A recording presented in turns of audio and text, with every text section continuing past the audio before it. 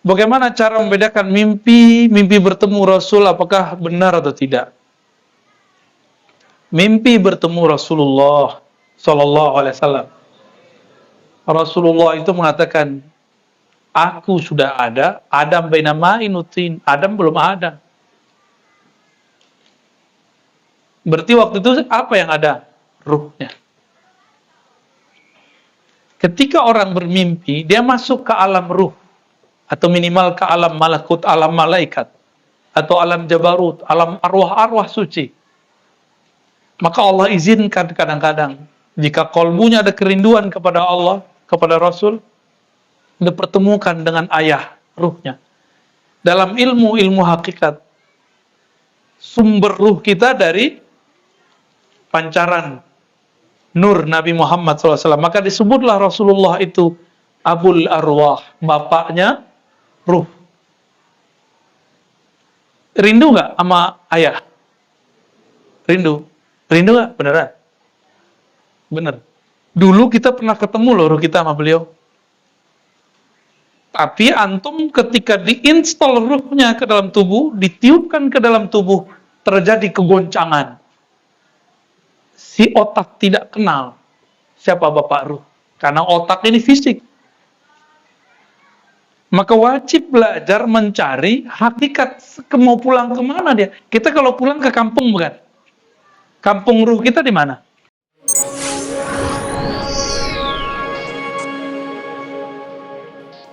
Sesungguhnya, awal agama itu adalah makrifatullah, mengenal Allah. Assalamualaikum Buya, tanya Cie. Kau orang mago.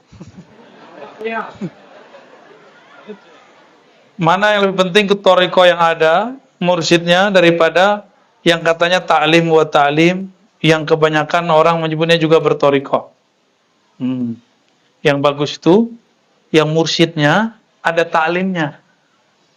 Gabungan. Kalau bertorikoh itu cuma zikir, wiridan, ijazahan, iblis lebih hebat dari kita. Karena iblis punya wirid, semua wirid ahli langit. Jadi setan itu, iblis itu dulu namanya, pangkatnya itu Azazil. Dia bertugas sebagai penjaga surga. Maka orang-orang penduduk langit, malaikat-malaikat, itu kaget, kok ada makhluk yang zikirnya bisa menyebut semua zikir-zikir dari langit pertama sampai langit ketujuh. Ini rahasia. Kitab-kitab zikir yang ditulis oleh para ulama, itu Allah izinkan ruhnya masuk ke alam langit. Disebut malakut. Makanya turun, ruhnya turun, fisiknya di sini. Turun jadi hizib, turun jadi ratib. Karena nggak boleh orang buat zikir sendiri. Dia itu ngambil zikir dari sana. Semuanya sumbernya dari Rasulullah Sallallahu Alaihi Wasallam. Maka Nabi Sallallahu Alaihi Wasallam mengatakan, zikir yang sering dibaca oleh makhluk di langit, Subhana zil izzati wal jabarut. Ada. Subun kudus Rabbuna Rabbul malaikati war ruh. Subhana rabbil azim wa bihamdi. Itu semua zikir-zikir alam malakut. Dari langit pertama sampai langit kesekian. Ini rahasia Allah itu.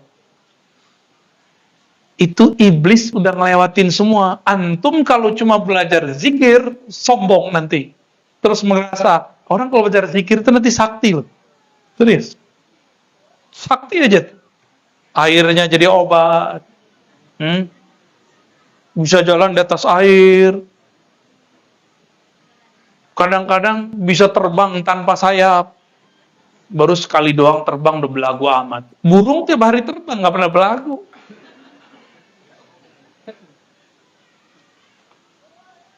Jadi yang mana yang bagus? Ikut torikoh yang mursyidnya buat ta'lim. Itu yang benar, digabung. Mursyid ini bertingkat-tingkat juga. Dokter aja bertingkat kok. Ada dokter umum, ada dokter yang sudah spesialis. Ada dokter yang mal praktek, ada nggak? Bener kan? Ada dokter-dokteran, ada juga. Ya. Ada ngangkat-ngangkat dirinya sendiri jadi dokter, ada juga. Ada yang cuma baca Tibun Nabawi, terus udah jadi kayak dokter, mendiagnosa penyakit orang. Baik, begitu ya. Yang bertanya cie.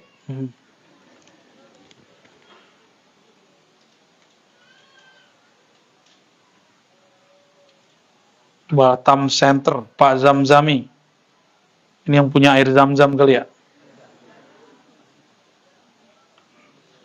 Pertanyaan, nafas kita yang turun naik, wah, naik turun tangga maksudnya. Hati yang berkata-kata dalam diri kita, apa dan siapakah mereka? Hantu kali. Bagus pertanyaannya. Nafas yang menghirup, naik, keluar, turun. Ada yang nafasnya ke atas. Maka disebut turun. Jadi nggak salah pertanyaannya. Ya. Yang nafas itu betul paru-paru secara zahir, lewat hidung, secara zahir. Tapi siapa yang membuat dia bisa ngembang, ngempis? Jantung berdenyut, memompahkan darah. Siapa yang gerakin? Saya debat panas selama dokter. Ibu-ibu, Bu, dok, itu yang gerakin jantung kamu siapa? Gerak motorik. Ya gerak motorik itu apa? Ya namanya gerak motorik. Ya berarti kamu taklid juga. Taklid kepada penemu istilah gerak motorik. Gerak motorik itu dalam bahasa kita disebut ruh. Apa sebutannya? Ruh. Getaran itulah yang kemudian membuat ada gerakan-gerakan di dalam tubuh ini. Kalau ruh ini ditiup oleh Allah. Hembusannya, ruh itu hembusan Allah. Bukan zat Allah ya. Jangan salah paham. Ada yang mursyid salah paham sama saya. Dikira ruh itu dia pakai ibarat. Rokok dipotong dua. Oh, kamu meyakini ruh itu potong dua ya? Separuh Allah, separuh kamu. Loh, itu dalil rokok, nggak ada dalilnya. Kalau di Quran surat Sajadah, surat Shad, surah Al-Hijr, nafakhtu fihi min ruhi. Aku hembuskan ruhku, hembusanku. Aku tiupkan hembusanku. Bukan zatku. Tapi hembusan itu bersumber dari zatnya. Karena sengaja Allah Subhanahu wa taala menitipkan itu ke dalam diri ini. Faja'alnahu sami'an basira, karena hembusan itu manusia dapat mendengar. Jadi yang mendengar itu si ruh tadi. Yang melihat itu ruh tadi. Sayangnya ruh ini tidak diberi kesempatan melihat lebih luas. Dia cuma diberikan kesempatan melihat pakai mata. Para ruh itu bisa memandang tanpa mata ini. Bapak Ibu kalau tidur bisa ngelihat sesuatu nggak? Waktu mimpi bisa ngelihat sesuatu mimpi. Matanya kebuka atau ketutup? Kok bisa ngelihat sesuatu? Khayal? Bukan. Itu asli. Bahwa kita punya alam lain di dalam diri kita ini. Kalau lagi dikejar anjing, si guguk dalam mimpi lari nggak? Itu nyata berarti. Dalam mimpi ditinggal kekasih, nangis nggak? Maluluang, bener nggak? Saya waktu kecil, saya mimpi mak saya meninggal, tapi meninggalnya baru 2 tahunan sebelumnya. Kebetulan kita ada keluarga sebenarnya di sini, cuma nggak pernah ketemu ya. Insya Allah ketemu nanti, insya Allah. Itu ibu saya meninggal dalam mimpi, saya nangis. Bangun tidur, saya lihat mak saya masih hidup. Lah, kok nyata di alam mimpi itu, tapi kok pas bangun, Imam Ghazali kasih kaidah. Kalau orang masuk ke alam malakutnya, itu alam malakut namanya. Kalau enggak, alam carut marut. Maka di saat itu dia memandang apa yang dia pandang di dalam itu zahir, nyata. Ketika dia bangun, maka dia menganggap yang di dalam tidur itu mimpi. Bagi kita yang di dalam mimpi, orang yang bangun sekarang itu nggak nyata. Pernah ini nggak kecekek nggak lagi tidur? Pernah? Padahal nggak ada yang ngecekek kan? Bener. Ki- Kita panggil-panggil orang, dia jawab nggak? Tuh, kenapa tuh? Kejadiannya nggak jelas. Bapak Ibu Saudara yang bukan Allah. Jadi berarti ada sesuatu selain tubuh ini. Tubuh ini hanyalah alat kendaraan, pesawat. Kalau kendaraan kita sudah rusak, nggak bisa dipakai, ya kita tinggalkan. Si kita itu akan pergi, namanya mati, meninggalkan tubuh ini. Jadi meninggal itu bagi ahlul haqiqah, itu adalah kesempurnaan. Mati itu bagi orang yang cinta kepada Allah, rindu kepada Rasulullah adalah kesempurnaan. Tapi bagi orang yang tinggal di dunia itu adalah kekurangan, bala bencana. Ya, selamat jadi alien ya.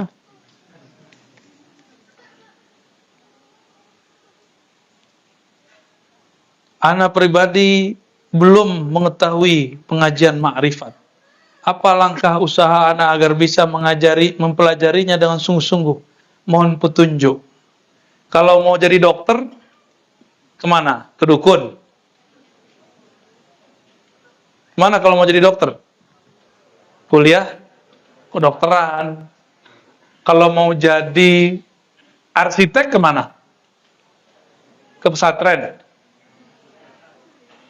Kalau mau jadi ahli agama, kemana? Ke pesantren. Jangan kebalik-balik. Jangan kebalik-balik. Ingin mengenal ma'rifatullah, ma'rifatullah itu nggak ada sekolahnya kecuali wali-walinya. Yang kenal Allah kan cuma wali, bukan dokter. Yang kenal Allah bukan kiai, wali. Wali itulah yang disebut al-ulama warasatul anbiya. Ulama itu kalau terjemahan bebasnya keluarga para nabi. Pewaris itu keluarga bukan? Maka ulama itu adalah keluarganya para nabi. Selamat kalau jadi ulama. Nabi itu di dalam dirinya ada nubuat. Nubuat itu artinya ma'rifatullah fi qalbih. Ma'rifat Allah dalam kalbunya. Maka sebelum Nabi Muhammad, siapa saja yang kenal Allah, dia Nabi. Siapa saja yang kenal Allah, dia Nabi. Setelah Nabi Muhammad wafat, setelah beliau muncul, la nabiyya ba'di, tiada lagi nabi setelahku. Hatta law nazala sayyidina Isa fahuwa waliyun min awliya'i ummati sayyidina Muhammad. Kalau Nabi Isa turun, pangkat kenabiannya tidak dipakai lagi. Beliau statusnya sebagai wali. Dipanggil tetap Nabi Isa.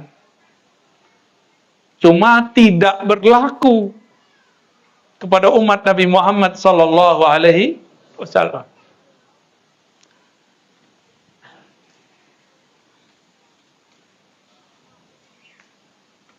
Amin doanya ya. Doanya saya nggak usah baca ya. Apa hukum ketika tahiyat akhir saat salam kita menundukkan kepala ke depan terlebih dahulu baru terus ke depan lagi? Itu gimana caranya itu? Lalu ke kiri.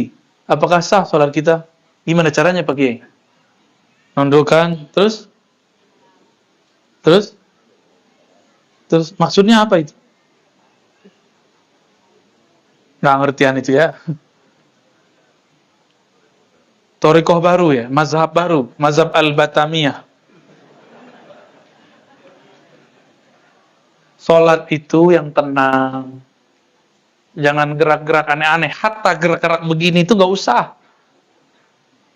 Tapi kalau di kolbunya bergetar, tangannya kemudian bergetar, boleh. Saya pernah mengalami itu. Di kolbu itu bergemuruh nama Allah. Oh, tangannya begini terus. Itulah hadisnya. Nabi ketika saat tasyahud bergetar tangannya. Yuharrikuha. Tapi di hadis yang lain, la yuharrikuha, tidak menggerakkannya. Maka kita gabung hadisnya sama-sama riwayat Imam Nasai. Bergetar karena kolbunya bergetar. Diam karena kolbunya tenang. Itu ahwal. Kok dibuat-buat begini? Litorti syayatin. Untuk tort, apa arti tort? Ngusir setan. Lah itu malah ngundang setan. Coba antum kalau gini-gini, ada di samping, mata ngelirik nggak? Pasti. Anda sedang diuji ya.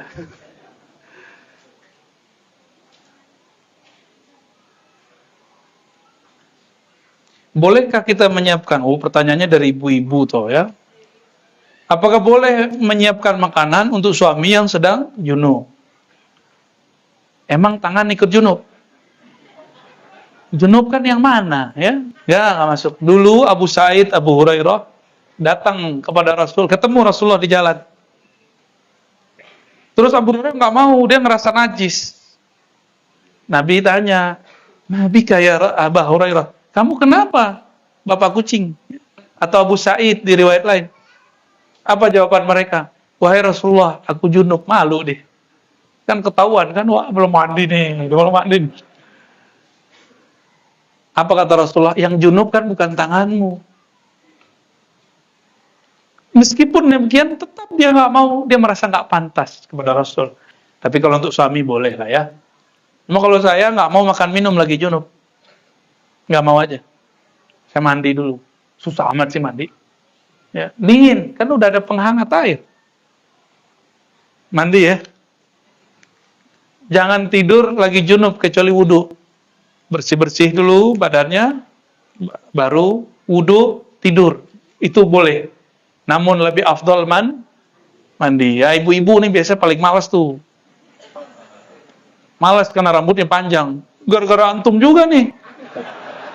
Nyuruh istrinya rambut panjang, tapi nggak tanggung jawab. Jadi ibu-ibu boleh nggak mandi, tapi berwudu, bersih-bersih dulu wudu. Maka tidurnya dalam keadaan wudu. Dan iktikad baik mau. Kenapa? Seandainya mati dalam keadaan junub, malangnya sungguh malang. Keafdolnya kalau dalam mazhab hakikat itu wajib mandi sebelum tidur. Pernah nggak ketiduran lagi junub? Hobi ya. Aduh, wajah-wajah ketiduran lagi junub semua nih. Mimpi buruk atau mimpi baik? Kebanyakan. Kenapa? Nggak pakai baju lagi kan? Ya, iblis pak yang dekatin. Malaikat itu walaupun nggak ada nafsu, tapi pemalu. Jadi malaikat itu nggak mau noleh. Dia cuma denger-denger aja pakai telinganya kan. Serius pak, ini serius ini. Ini obrolan malaikat ini. Mau malaikatnya nggak datang ke kamar kita. Kalau mau, pakai selimut. Malaikatnya jagain. Bukan nonton, dia nggak butuh deh. Nggak ada dia nonton bokep tuh, nggak perlu dia. Bagaimana cara berzikir yang efektif yang bisa mengobati penyakit hati? Ini sama pertanyaannya, bagaimana cara berobat sebanyak itu obat di toko obat?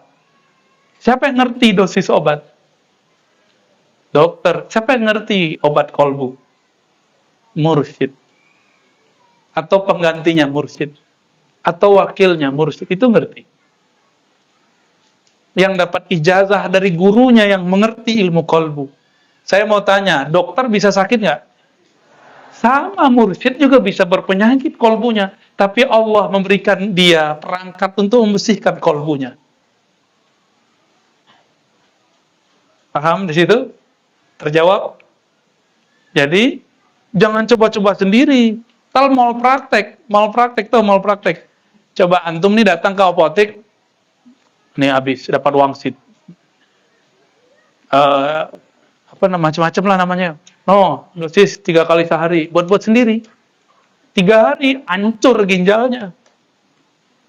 Orang yang coba-coba zikir dengan metode sendiri tanpa diwariskan dari ulama yang bersanad, siap-siap hancur kolbunya, hancur akalnya. Jadi mungkin miring-miring dikit tuh wajar tuh ya. Nggak ada orang belajar zikir dari guru mulia bersanad dan dia patuh, digila tuh nggak ada. Saya dari umur 12 tahun sudah bertorekoh. Saya nggak ketemu orang gila kecuali dia mengamalkan zikir di luar zikir gurunya. Gurunya udah bilang, nah jangan pakai ilmu itu, dipakai juga sama dia. Ilmu melet orang gitu. Milet ikan kan boleh, melet ini masalahnya. Ilmu zikir-zikir silat-silat kebatinan, silat-silat iblis. Ada silat iblis. Ciri-cirinya menghina Allah dan Rasulnya, nulis Allah pakai kaki. Langkahnya tuh nulis nama Muhammad, katanya silat wali. Mana ada silat wali begitu? Dan itu dinisbatkan ke ulama di Sumatera Barat, Syekh Abdurrahman Kumango namanya. Wallahi demi Allah, beliau tidak pernah mengajarkan melangkah lalu kaki menorehkan nama Muhammad. Itu penghinaan terbesar atas nama Muhammad sallallahu alaihi wasallam. Bukan begitu silat beliau. Ya, diamalin sama kawan kita, ya nggak jelas dia. Akhirnya jadi pemarah, emosinya berlebihan. Kalau marah udah nggak kayak orang. Gak kayak orang, marah udah berubah dia. Orang kalau kau buka mata batinnya kelihatan kayak gugup, kelihatan kayak ular. Ya apa aja ngambil dia kan, ngambil karakter dia. Nauzubillah min dzalik. Hati-hati. Hati-hati. Maka bermursyid itu yang utuh. Jangan setengah-setengah. Kita kalau ke dokter, nggak serius, nggak sembuh. Adab-adab berzikir.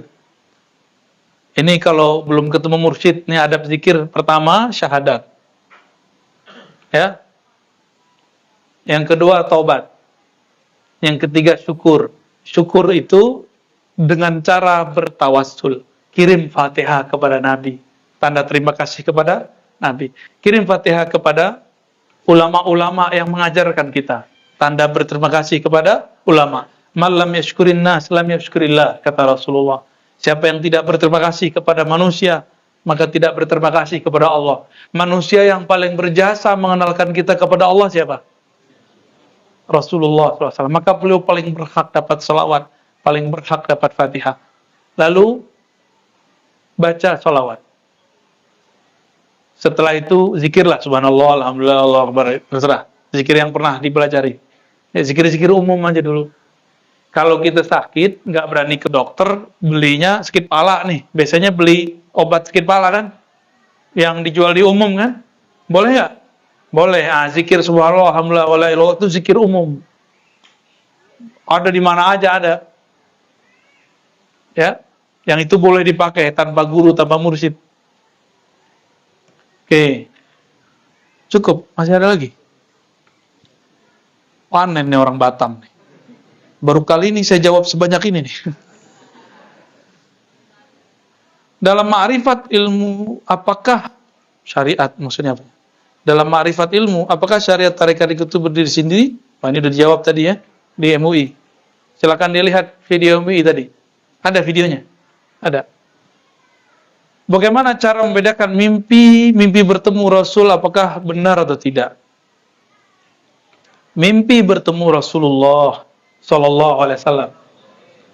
Rasulullah itu mengatakan, aku sudah ada, Adam baina ma'in utin. Adam belum ada. Berarti waktu itu apa yang ada? Ruhnya. Ketika orang bermimpi, dia masuk ke alam ruh. Atau minimal ke alam malakut, alam malaikat. Atau alam jabarut, alam arwah-arwah suci. Maka Allah izinkan kadang-kadang, jika kolbunya ada kerinduan kepada Allah, kepada Rasul, dipertemukan dengan ayah ruhnya. Dalam ilmu hakikat, sumber ruh kita dari pancaran nur Nabi Muhammad SAW. Maka disebutlah Rasulullah itu Abul Arwah, bapaknya ruh. Rindu nggak sama ayah? Rindu? Rindu nggak? Beneran? Bener. Dulu kita pernah ketemu loh ruh kita sama beliau. Tapi antum ketika diinstal ruhnya ke dalam tubuh, ditiupkan ke dalam tubuh, terjadi kegoncangan. Si otak tidak kenal siapa bapak ruh. Karena otak ini fisik. Maka wajib belajar mencari hakikat, mau pulang kemana dia. Kita kalau pulang ke kampung bukan? Kampung ruh kita di mana? Kalau kampung Pak Ki Lukman, Jawa mana Pak Ki? Jepara, Jawa Tengah. Kampung antum mana? Waduh, Jawa juga, Jawa Timur. Jawa Timur. Ente kampung Sibolga. Kampung Kampar. Batu Sangkar. Ini mana kampung? Jakarta. Lah orang ke Jakarta dia ke sini. Ini kampungnya mana nih? Gak jelas deh. Rindu nggak pulang kampung? Kalau ada yang bayarin tiket pulang pergi, gratis, mau nggak? Mau? Dasar matre.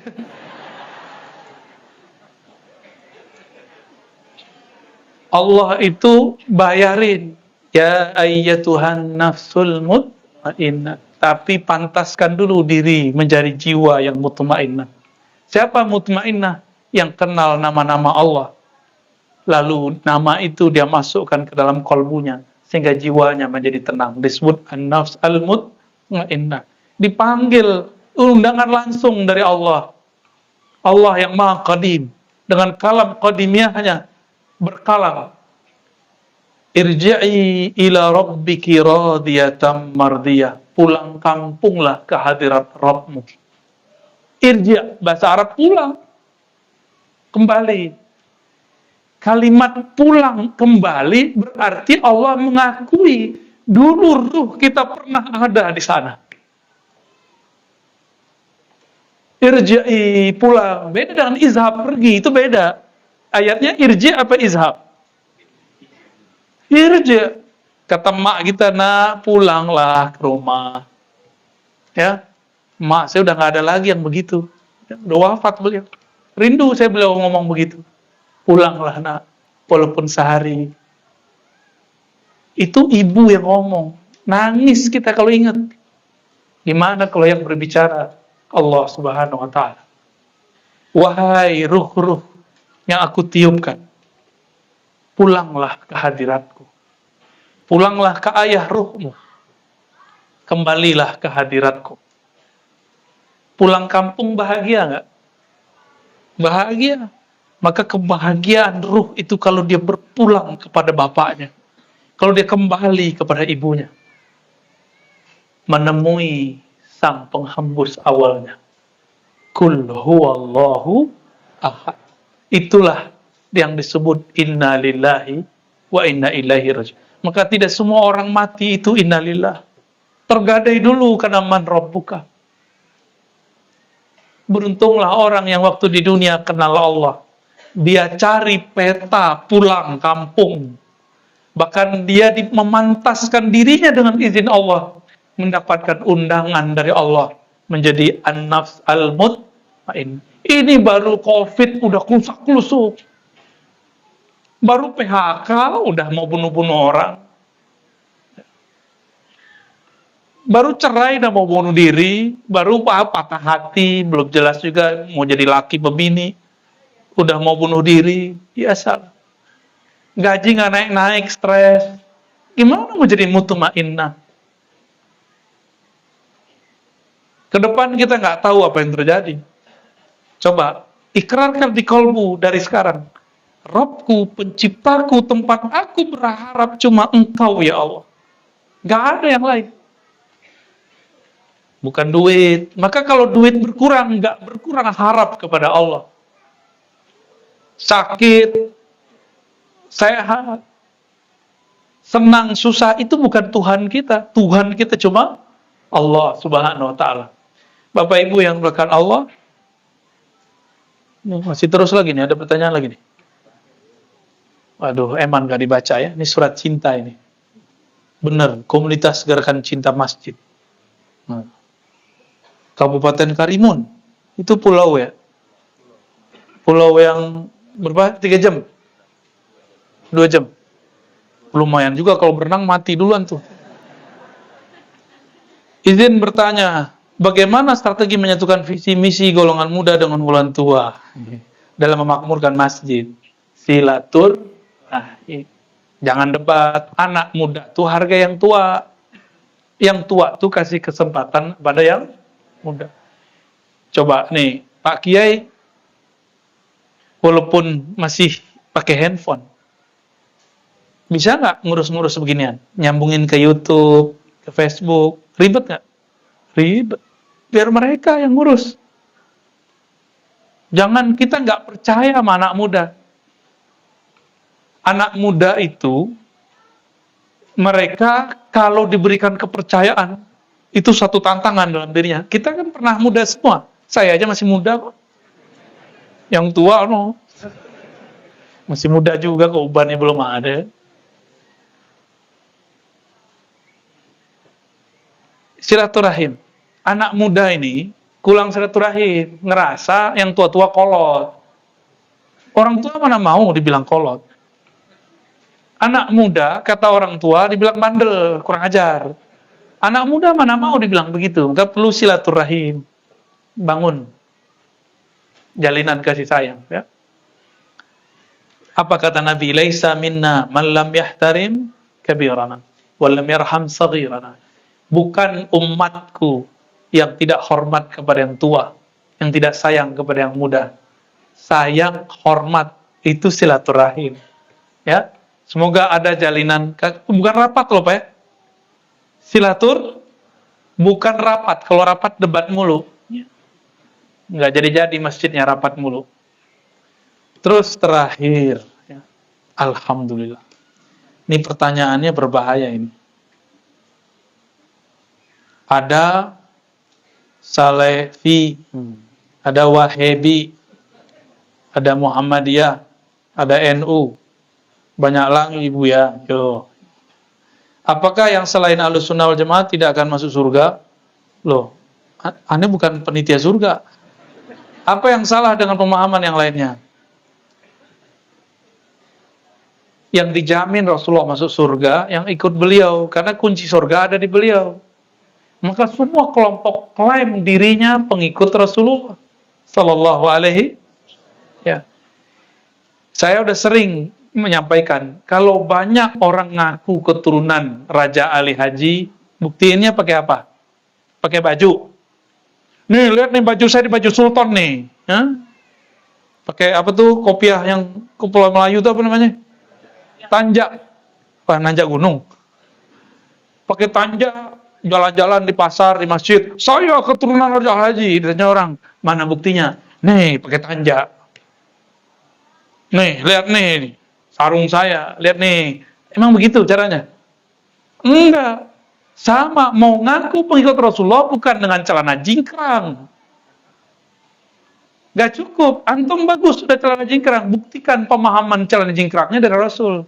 Buktiin aja. Pakai sarung. Nih, pakai sarung tuh NU apa Nabi? Hah? Kalau pakai celana katanya Muhammadiyah.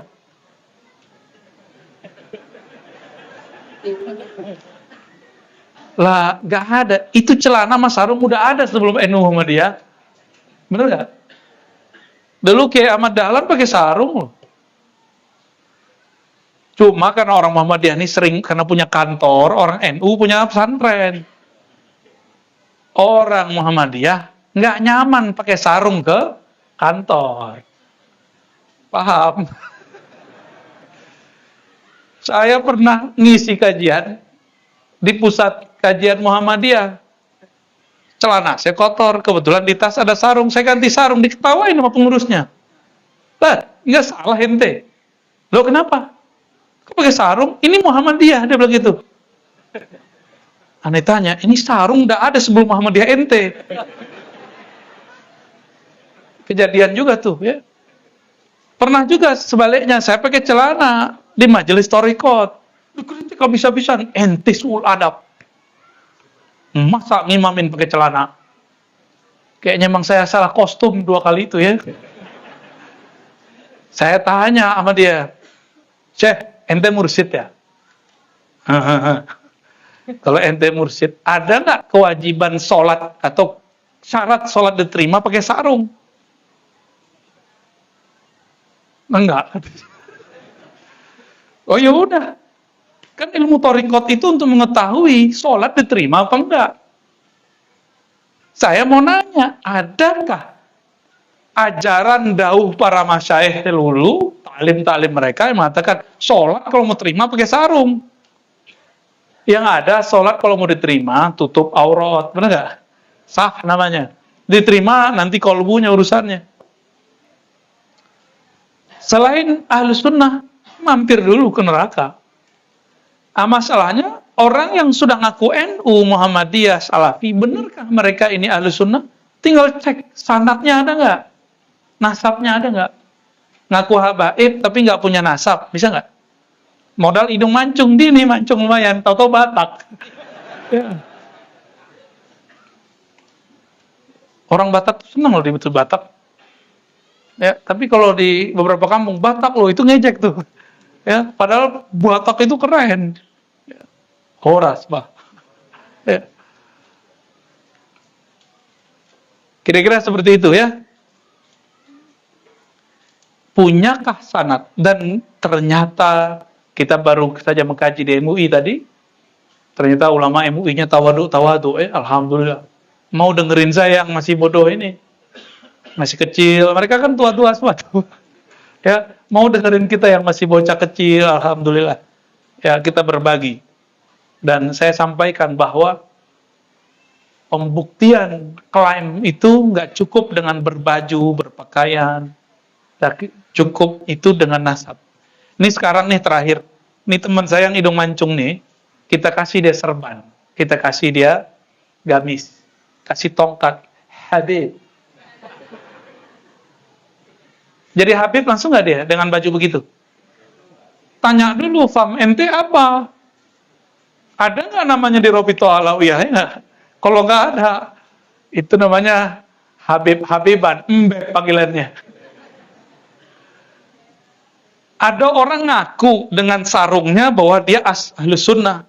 Ada yang ngaku dengan celana jingkrangnya dia ahlus sunnah. Sama, buktiin aja sanadnya dari mana. Ini ada di kitab bahwa kalau berpakaian terus jingkrang. Itu kitab, sanad memahami kitabnya mana, itu yang kita maksud, bukan nomor kitabnya. Jadi bedakan dalil dengan sanad memahami dalil. Itu dua hal yang berbeda. Dan Imam Ibnul Mubarak mengatakan al-isnad minad-din. Berguru bersanad itu separuh agama. Jadi yang hijrah, perhatikan guru kita siapa, jangan ikut-ikutan. Tanya ke batin kita, kok saya hijrah malah tengkar sama saudara, nggak baikan sama teman, musuhan sama orang di masjid. Ini hijrah apaan? Rasulullah itu hijrah ke Madinah, baik-baik dengan ini, baik-baik dengan itu. Bukan hijrah model celana, bukan. Nggak ada Nabi hijrah begitu. Ini berkali-kali kita sampai, biar jangan gagal fokus. Soalnya Pak G nggak berani bilang. Nggak berani kan nyindir-nyindir jingkrang kan nggak berani deh. Kalau saya kan dulu pengamal. Pengamal Pak saya dulu. Ada 2 tahun celana saya jingkrang tuh. Tapi bertambah nggak iman? Nggak nambah. Malah tambah sombong. Kalau ada imam masjid celananya di bawah mata kaki, itu saya jadi imam. Malah gitu. Wallahi, saya dulu pernah begitu. Waktu kita mau ngisi kajian di Mampang, Jakarta, saya telat. Masbuk, orang udah selesai semua. Kita satu rombongan, tebak celana di bawah mata kaki. Jenggot lumayan ada. Ada jenggot. Tapi nggak cukup. Saya pakai kopiah. Tiba-tiba ada yang nyelonong dari tempat wudhu. Celananya jingkrang. Nggak pakai kopiah. Jenggotnya lumayan. Tapi panjangan saya. Dia merasa, komat. Horor amat nih imam. Cuma karena celananya jingkrang, dia merasa aja berhak jadi yang ustadz kan saya di situ. Ego kita muncul tuh. Tapi saya istighfar, ya Allah, ampun ya. Saya yang komat. Itu cara saya menghabisi ego itu. Saya ketawa dalam hati. Dulu gua begini. Saya malu di situ, ya Allah, dulu saya begini, ya Allah. Dia baca Allahu Akbar, ya Allahu Akbar. Tambah ketawa, sholat kalau ketawa nggak bagi. Jadi ketawa itu saya tahan sampai pengajian mulai, baru saya keluarin ketawanya. Bapak Ibu yang bukan Allah, semoga kajian ini diridai oleh Allah. Semoga nama kita tidak dihapus dari majelis-majelisnya. Semoga nama kita dikekalkan dengan nama nabinya, Nabi Muhammad sallallahu alaihi wasallam.